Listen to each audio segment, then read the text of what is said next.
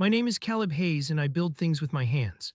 Here in Denver, in my workshop that always smells like pine and sawdust, I take old wood and give it a new life as custom furniture. It's honest work, it's solid. You can run your hand over a finished table and feel its strength, its reality. For a long time, my life felt like that too, steady and reliable. I'm 27, I have a good business, a loft apartment in the River North Art District that I love, and a few close friends. My world was small, but it was sturdy, built on things I could trust. And the cornerstone of that world for 8 long years was Leo.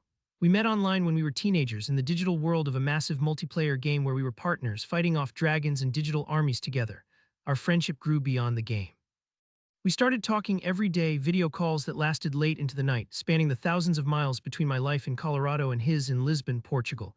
He was the one I told when my parents decided to get a divorce. I was his rock when he was struggling with his university classes. We shared everything, every hope, every fear, every stupid little detail of our lives. He knew me better than anyone. Over the years, that deep friendship slowly, naturally blossomed into something more. It was an unspoken truth between us, a current of electricity running through our late-night conversations. We were just waiting for the right moment for the distance to stop being a problem. We were more than friends, we were two halves of a whole, just living on different continents. So last year, I decided to do something about it. I saved up for months, working extra hours, taking on commissions I normally would have passed on. I bought a plane ticket to Lisbon. It was for a 2-week trip that would perfectly cover Valentine's Day and his birthday, which was just a few days later. The excitement was a physical thing, a constant buzz under my skin. I was finally going to close that distance, to turn 8 years of digital connection into something real, something I could hold. When I landed at the Lisbon airport, tired but buzzing with adrenaline, and saw him standing there waiting for me, it was like a scene from a movie. All the nervousness vanished. It just felt right. He was exactly as I had imagined, and when he smiled, the whole airport seemed to fade away. Those first few days were perfect. They were more than perfect. They were a dream. We walked the cobblestone streets of his city. He showed me the best places to get pastéis de nata, the sweet custard tarts that I immediately became obsessed with. We stood on the coast, letting the Atlantic wind whip through our hair, and it felt like we were the only two people in the world. The connection was instant, even better in person than it had been over a screen. We were finally starting our life together. The problem came on his birthday. He was so excited for me to meet his family. He'd talked about them for years, his two older sisters, his parents. I was nervous, but I wanted to make a good impression. We went to a fancy restaurant, the kind with white tablecloths and waiters who pull out your chair for you. At first, everything was fine. His parents were warm, if a little reserved. His sisters, Sophia and Inez, were beautiful and chic, and they peppered me with questions about America, about Denver, about my work. I was doing my best, telling stories, trying to be charming. Leo was sitting next to me, and under the table, he rested his hand on my knee. It was a small, secret gesture, but it felt like an anchor in this sea of new faces. Then the moment happened that shattered everything. We were all laughing at some story his father told, and I leaned over and said something quietly to Leo, just for him. His sister Sophia saw the private moment. Her smile tightened. She looked from me to Leo, and then she said something in Portuguese to him, her voice sharp and questioning. I didn't understand the words, but I understood the tone. Leo froze. He snatched his hand away from my knee like he'd been burned. Then his other sister Inez leaned forward and said in heavily accented English this time so I would be sure to understand, "What are you gay?" The question hung in the air, heavy and suffocating. The whole table went silent. Every eye was on Leo. I looked at him, my heart pounding, waiting for him to laugh it off, to defend me, to defend us. But he didn't. His face went pale, then red. He looked at me with a flash of pure panic in his eyes, a look I had never seen before, and then he did the unthinkable. He shoved me. It wasn't a little push. It was a hard, violent shove away from him, a physical rejection so blatant, so full of disgust that it sent a shockwave through my entire body. My chair scraped loudly against the floor. A water glass wobbled and fell, shattering on the tiles. The sound was like a gunshot in the silent restaurant. He didn't say a word. He just stared at his plate, refusing to look at me. The rest of the dinner was a blur of humiliation. His sisters shot me triumphant, venomous looks. His parents suddenly found the ceiling intensely interesting. No one spoke to me for the rest of the meal. The ride back to his apartment was silent. The air was thick with everything that hadn't been said. When we got inside, he grabbed a pillow and a blanket and went to the couch without a single word. I spent the last few days of my dream vacation trapped in that silent apartment, feeling like a ghost. He barely looked at me, and if he did, it was with that same look of panicked resentment. The flight home was the longest 14 hours of my life. I felt hollowed out, stupid, and so incredibly hurt. 8 years of friendship, of love, of trust, all destroyed in a single, cowardly moment. He had not only broken my heart, he had humiliated me. He had made me feel like something to be ashamed of, something to be violently pushed away. My world, which had felt so sturdy, had been demolished, and I was left standing alone in the rubble. The year that followed was the worst of my life. I tried to pour myself into my work, but the scent of sawdust and varnish couldn't cover up the stench of betrayal. I'd be in my workshop sanding down a piece of reclaimed oak, and my mind would just drift. I'd see his face, that look of panic and disgust. I'd feel the shove, the cold shock of it. My hands would start to shake, and I'd have to step away from the power tools before I hurt myself. My business, my passion, started to feel like a chore. The joy was gone. I isolated myself. My best friend Maya, who runs the art gallery next to my workshop, tried her best to pull me out of it. She'd bring me coffee, try to drag me out for a beer, or just sit with me in silence while I stared at a half-finished cabinet. "Caleb, you have to talk about it," she'd say, her voice gentle. "Keeping it locked up is just letting him win." But I couldn't. How could I explain the depth of the humiliation? It wasn't just a breakup. It felt like a fundamental rejection of who I was. I tried to solve the problem by pretending it didn't exist. I deleted his number, blocked him on every social media platform, and tried to erase 8 years of my life. It was like trying to patch a hole in a dam with a bandage. Memories would flood in at the worst times. A song we both loved would come on the radio. I'd see a show about Portugal on television. Everything was a reminder. My attempts to move on were pathetic. Maya convinced me to try dating apps. I went on a few dates. They were disasters. I'd sit across from some perfectly nice guy, trying to listen to him talk about his job or his hobbies, but my mind would be a million miles away. I was comparing everyone to the person I thought Leo was, the person I had loved for so long. No one could live up to that ghost. And worse, I was terrified. Every small gesture, every question felt like a trap. I was waiting for the other shoe to drop, for the moment they would see something in me they didn't like and push me away too. The original problem, the heartbreak, grew into something much bigger. It became a deep-seated distrust of everyone, including myself. I started questioning everything. Had I misread the entire 8 years? Was I a fool for flying across the world? Was I so unlovable that someone would rather physically assault me than be associated with me? These questions gnawed at me, hollowing me out from the inside. I lost weight. I stopped sleeping well. My world, once a vibrant place of creativity and connection, had shrunk to the four walls of my workshop in the lonely space of my apartment. I was failing. Every attempt to fix myself, to get over him, just made the wound deeper, the scar tissue thicker. The low point came on a cold, bleak evening in February. It was Valentine's Day, the one-year anniversary of my trip to Lisbon. The city of Denver was covered in a fresh blanket of snow, and from my workshop window I could see couples walking hand in hand, their breath misting in the frigid air. I was working on a complex custom bookshelf, but my heart wasn't in it. My hands felt clumsy, my mind was clouded. I was alone, surrounded by the ghosts of what could have been. A wave of despair washed over me, so powerful it almost knocked me off my feet. I felt pathetic. A 27-year-old man hiding in his workshop, haunted by a boy a continent away. In a moment of pure frustration, I kicked a stack of lumber, sending planks clattering to the floor. The sound echoed in the empty space. I sank down onto a stool, buried my face in my sawdust-covered hands, and just felt lost. It felt like the pain was a permanent part of me now, like a tattoo on my soul.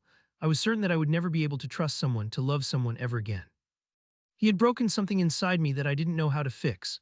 And right then, at my absolute lowest point, my phone buzzed on the workbench. I ignored it. It buzzed again. Annoyed, I picked it up, ready to tell Maya I wasn't in the mood to talk, but it wasn't Maya. The name on the screen sent a jolt of ice and fire through my veins. It was Leo. A message from a number I didn't have saved, but a name I could never forget. My finger trembled as I opened it. "Hey," it read.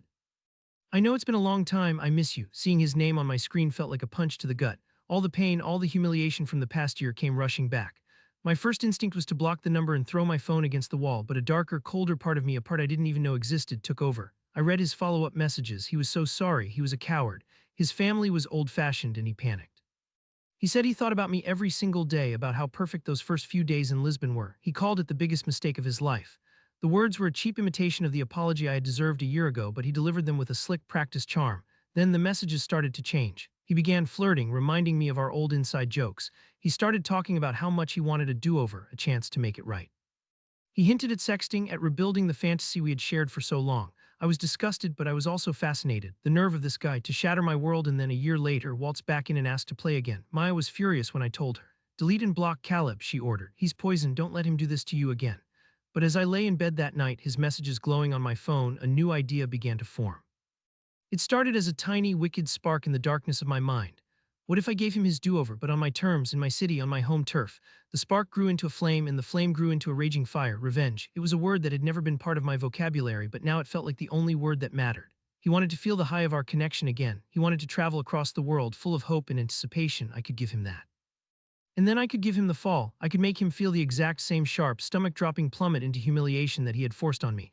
I was going to make him feel what it was like to be pushed away. The plan was simple, and that's what made it so poetic. I was going to be the perfect actor. For the next few weeks, I played my part. I was cautious at first, then forgiving. I let him believe his cheap apologies were working. We started talking on the phone again, those late-night calls that used to be my lifeline. Now they were my weapon. I listened to him talk about his life, his regrets. I fed his ego, telling him I understood that people make mistakes. Then I started to play along with his flirting. I rebuilt the fantasy piece by piece. We started sexting again, and with every word I typed, I felt a cold sense of control. I was weaving a web, and he was walking right into it, completely blind. I painted a picture of Denver for him. I told him how open and accepting it was here, how we could be ourselves without fear.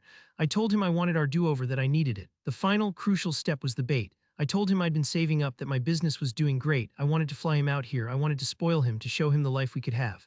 Are you absolutely sure about this, Caleb? Maya asked, her brow furrowed with worry as I told her I'd just bought a non-refundable one-way ticket from Lisbon to Denver. This could backfire. This could hurt you more than it hurts him. It's the only way, Maya, I told her, my voice harder than I intended. I have to do this, for me. The 2 weeks leading up to his arrival were a masterclass in deception. We planned his trip. We talked about all the things we would do, hiking in the Rockies, exploring the downtown art scene, cozy nights in my loft. His excitement was palpable through the phone. He was completely hooked. He thought he was coming for a romantic reunion. He had no idea he was flying straight into the heart of his own personal tragedy. The day he was scheduled to arrive, I was a bundle of nerves, but it wasn't the excited kind like I'd felt in Lisbon. It was the cold, focused adrenaline of a predator waiting for its prey. I went to the Denver International Airport, to the international arrivals gate, the same way he had waited for me.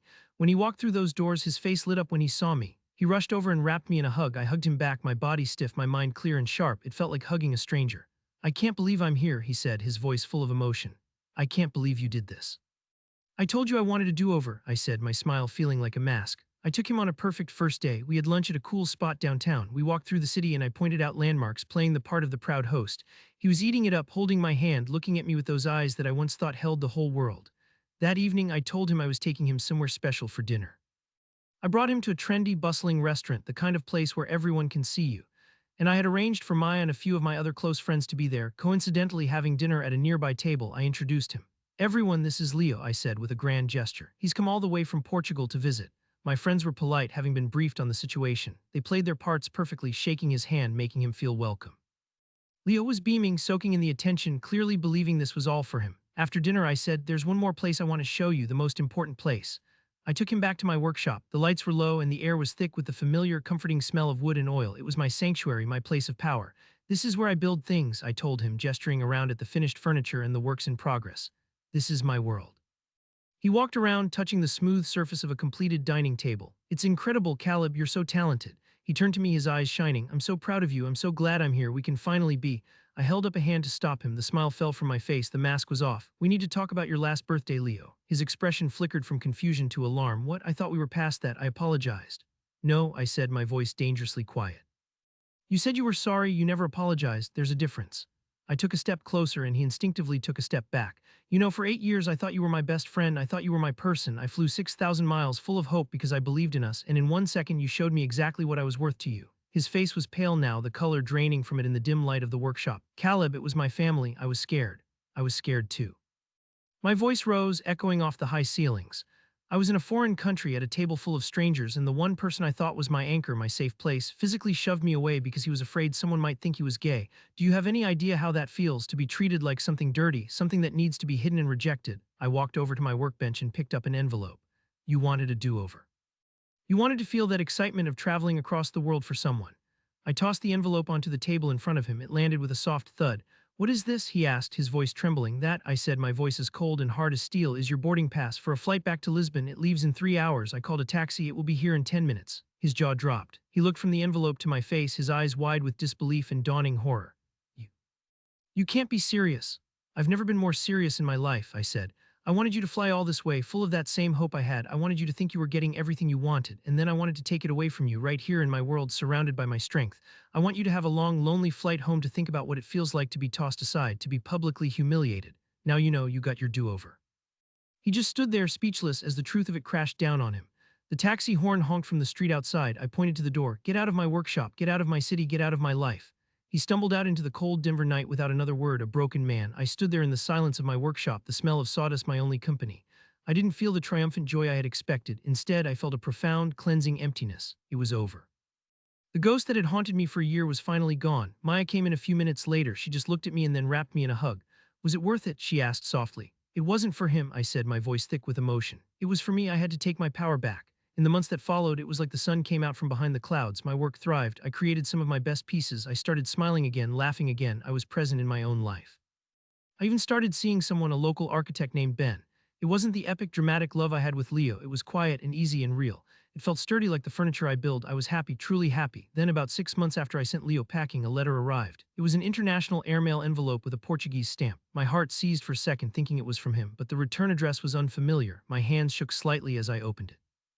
It was from Sophia, Leo's sister. I almost threw it away, but my curiosity got the better of me.